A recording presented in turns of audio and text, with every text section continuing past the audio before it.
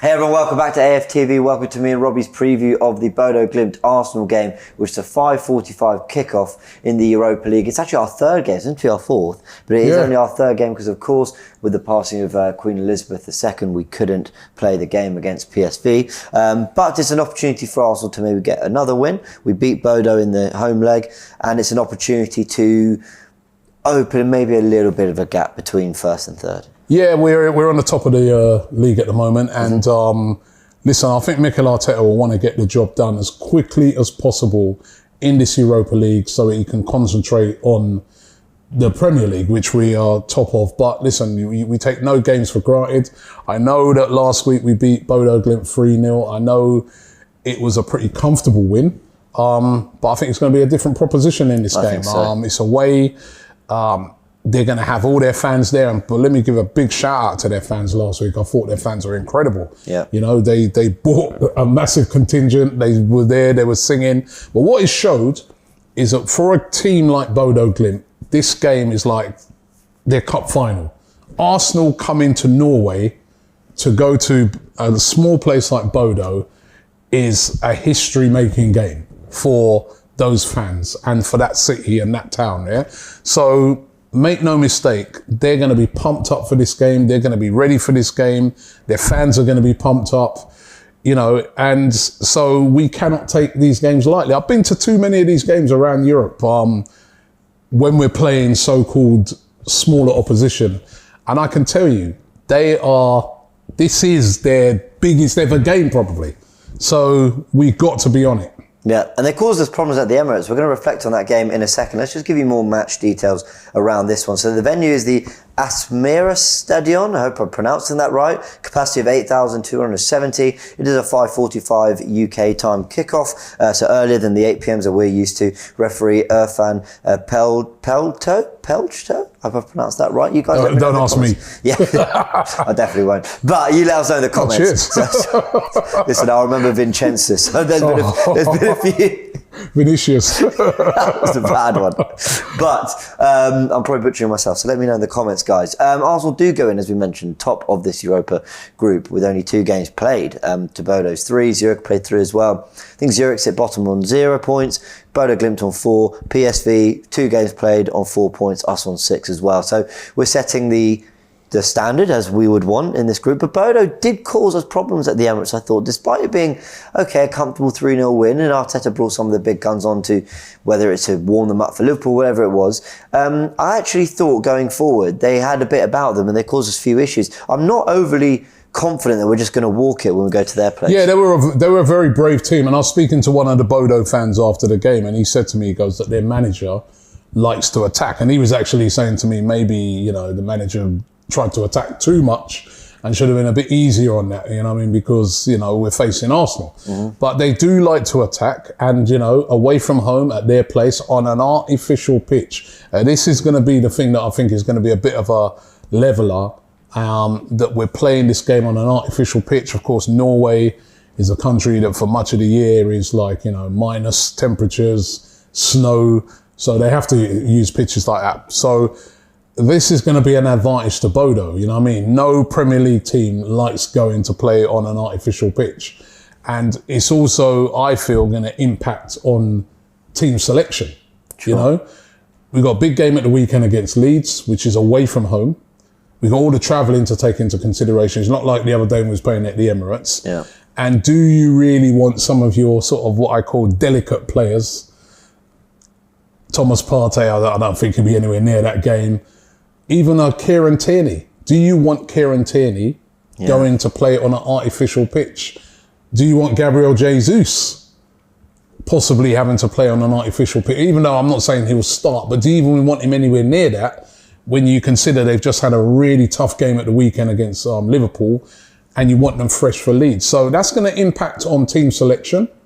Can we discuss why? Because I asked this question on live stream about the artificial pitch, and I think what a lot of people are saying is that I think it's just more strain on kind of the ankles and the knees. And actually, while I would never know what it's like at that level, I've played football on grass, I've played football on AstroTurf, and for sure I feel worse when I come off an AstroTurf pitch where for whatever it is, your knees, your ankles, your joints, I think there's just kind of, or actually the opposite, there's more resistance for every step and every kind of, so I think it just kind of gets into you a little bit more. It's more strain on the muscles and the joints and the ligaments, all that. So I think, is that the idea that they're going with? Yeah, it's the strain on your joints, right? It's the fact that an artificial pitch doesn't have the same give as what grass pitch has, right? So when you're running on that, you know what I mean, it's even though they've improved these pitches a lot, but it's not the same, right? So if you are someone who suffers from muscular injuries, it's not the ideal surface to play on. And funny enough, like every single football club at their training ground has got an artificial pitch, every one.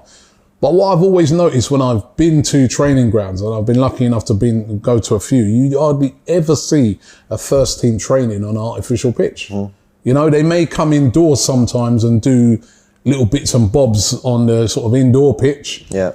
But you'll see a lot of the younger age groups playing on those artificial pitches, or, you know, the under 23s or whatever. But the senior players like to do all their training and everything on the grass pitch. And it is because of that, because of the muscular injuries that you can pick up from these pitches. And as I said, if you've got a player that I describe as delicate, you don't really want them playing on that surface, you know what I mean? Because you're putting them a bit more at risk.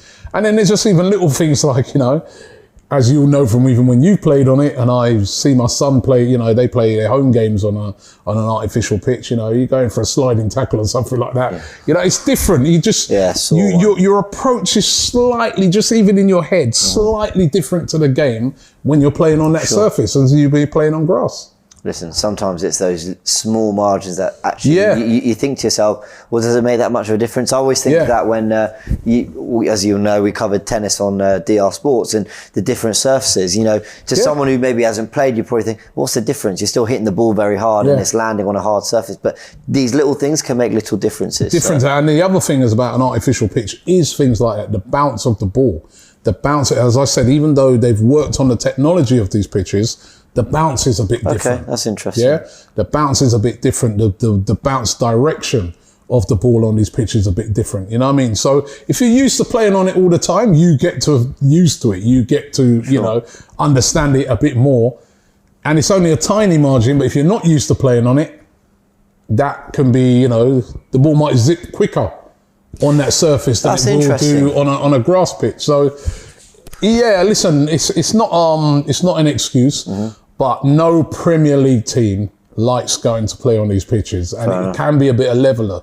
I remember a few years ago when we played in the FA Cup, when we played Sutton United, and they had an artificial pitch at that time, and you know there was a lot of moaning from Arsenal's side because they didn't really want to play on it. Played on it and we won. So, well, guys, if you are experts on the scientific side of stuff, you let us know. I'd actually really genuinely love to learn a little bit more about this, because I think it is interesting, and all these different factors that we've brought up and questioned, could they be important? And just to say, the starting 11 is going to be really, really interesting to see what it is. So that's what I want to ask you. What would you go with? Well, you know what, I'm not even going to reveal what it is, because we're going to be doing one over, because we're over in Bodø. We're going to be over there in Norway, and we're going to do it out there, right? So we decide out there. Once we get a bit of the injury news and stuff like that, closer to the game, we'll do it out there. So look out for that, because we are going to be over there in Bodø. But I think, let's just say, I don't want to see Tierney playing. Yep. I don't want to see any of I don't think we should play Martinelli. I know he played in the first game, and I know it's difficult to think to yourself, well, who do we play on that left-hand side? But I don't think he should play. He's been so vital to us. Yeah. I don't want to see him play. I don't want to see Saka play. But the main issue really for me is the Martinelli one, because for a lot of the other positions, players can come in. Yeah, it's good cover. And Cedric's back now and people like that. But who comes in on that left-hand side? Maybe a Reece Nelson. Maybe this is the game he starts right from the beginning. But then there's also, we want to get it won, because win that game 9 points, then really we just need 2 wins from the last 2 games, two against PSV and 1 against Zurich, which I think we'll get the Zurich one. Just means then 1 more win against PSV and we're more or less top the group. And you want to top the group in this Europa, because you don't want to be going into a qualifying thing we got to play off against a team that drops down from the Champions League. I think that's the crucial thing. Yeah. It's actually the difference between first and second is massive. Say, if you're in the Champions League, right, whether you finish first or second, you can expect yourselves, a tough Champions League, a tough opponent, because you get these groups of deaths where maybe Bayern will be with Barcelona. So you know what, you're going to get a tough team either way. But if you've got to play whoever's come third from the Champions League and drop down, that can be a really, really awkward as time. things stand at the moment, that could be Barcelona. Yeah. That could be Juventus. Yeah. You know what I mean? That could be Atletico Madrid. Yeah. These teams are all towards the bottom of their groups at the moment.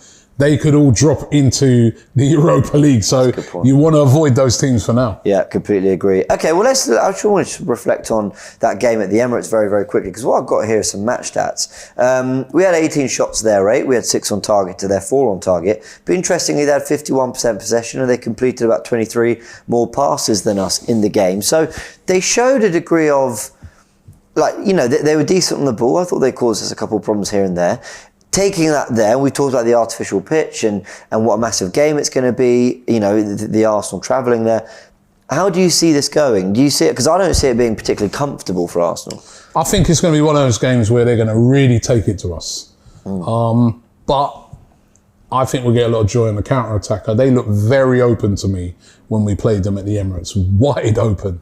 So I feel that, going forward, they had a couple of good players. But at the back, they look a bit wide open, and we can exploit that. But in patches, I was impressed with them. I was impressed with the fact that they came and they tried to play. But I think those stats there, them having more possession, and a lot of that was because they needed to, because we were so much in control.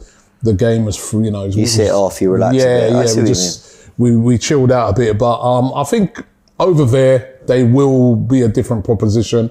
And like we said in the first preview, they beat Celtic home and away last season. They've beaten Roma. So, they got a great draw against PSV. So they're not mugs, but I think in watching the game, I feel we've got enough to beat them, even with a much changed team. Just playing the same style in which we've been playing in all our games, which is we're quite deadly on the counter-attack. And somebody like Eddie Nketiah starting in the game, I see him getting more joy again. Yeah. No fresh injury news really to touch on. We know about the Smith Rowe and El Neni, the long-term absentees, although maybe Cedric could be back. You had an exclusive on El Neni the other day. Yeah, well, I did hear when we was in the ground, Lee Judges and me were chatting to his brother, Lee in particular, and his brother saying that, he should be back in about a month. Obviously, we won't see him properly until after the World Cup. But I think, listen, I envisage a similar sort of team to what we saw last week, but please no Martinelli. That's for me. I don't want him. Yeah, I don't want him playing over there. He's vital. I hear what you're saying. And he must be knackered after the other day. Yeah. What a shift he put in. And also, I can't imagine Zinchenko will get minutes when he's just been out for the last 2. So, that'll be interesting. All right, Robbie, let's get your prediction. I'm going to go for, I think it's going to be a closer affair this time, but I'm going to go for Arsenal win 2-0. Cool. Getting the job done, and then just we're flying at the moment, and I was very impressed with the players who came in last week. Players like Rob Holding. Yeah, he did well. Scored a lovely header, came in, did really, really well. Eddie Nketiah was outstanding, and he scored in all of the Europa League games so far. So that's great to see. I'm confident 2-0. Fabio Vieira was class as well. I'm very excited. I forgot about Fabio. He was brilliant, and I'd expect him to be like the main guy in that game as well. Yeah. I think so. He's the one that. He looked the biggest goal threat across the 90, and his creative that cross for Holding. You're right, it was brilliant. So, all right, guys, if you love the colour yellow, but you don't want to be wearing a Bodø Glimt shirt, of course, because they're playing the mighty Arsenal, you can go pick up your own AFTV merch. The link's in the description below. That was a great link. Thank you so much. You see the way I did that? Came up with it about a minute ago. But go check out all the merch. The link is in the description below, where you can get not only AFTV stuff, but actually players supporting the players. We've got Tomiyasu tops, we've got the Saliba one, we've got most players are covered, so go have a little look at that. Different colours, shirts, hoodies, sweatshirts, all sorts. We've got AFTV mugs. Go check it all out. And if you haven't downloaded the AFTV Plus app, that is available on iOS devices. And what's the Google Play Store, I believe, the Android one. So of course you can go download it there as well and get all the latest on our fixtures, results, do player ratings, all that stuff. So go check that out as well. All right, I'm going for a 2-1 win. I don't know if I got that in. I'm going for a 2-1 win. And as Robbie mentioned, AFTV will be in Bodø for the game, so look out for all the content there. Many thanks. Shop for AFTV merch at shop.aftv.co.uk. Subscribe to us on YouTube. Follow us on Instagram, Facebook, Twitter, TikTok, Snapchat, and Twitch. We've got content for every platform, so check it out.